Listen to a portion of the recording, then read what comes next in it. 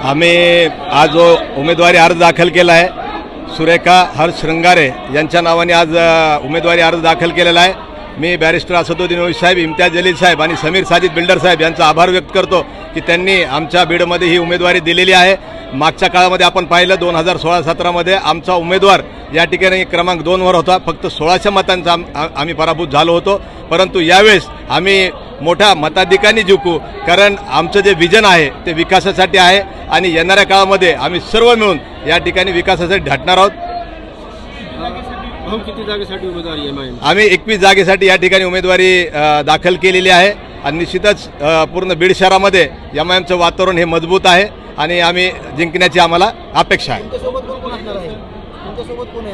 नाही, आम्ही स्वबळावर लढतो सध्या।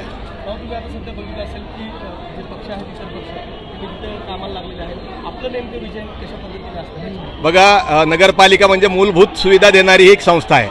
आपण पाहिलं 35-40 वर्ष झाली एकाच परिवाराच्या हातात ही सत्ता होती। विकासाचे 3-13 झालेले आहेत, वाटोळं झालेलं आहे। खड्ड्यात बीड आहे का बीड खड्ड्यात आहे हे कळायला मार्ग नाही।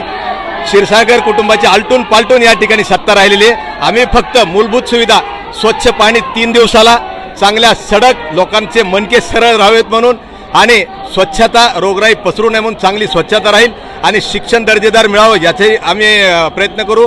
चांगलं स्वास्थ्य राहावं या ठिकाणी बीड शहरामध्ये नगरपालिकेचा दवाखाना नाही, मोठा दवाखाना करायचा आमचं आहे। आणि आणखीन रोजगार इथं कसं आणता येईल, तरुणांच्या हाताला रोजगार कसा देता येईल, आम्ही हा प्रयत्न करणार आहोत।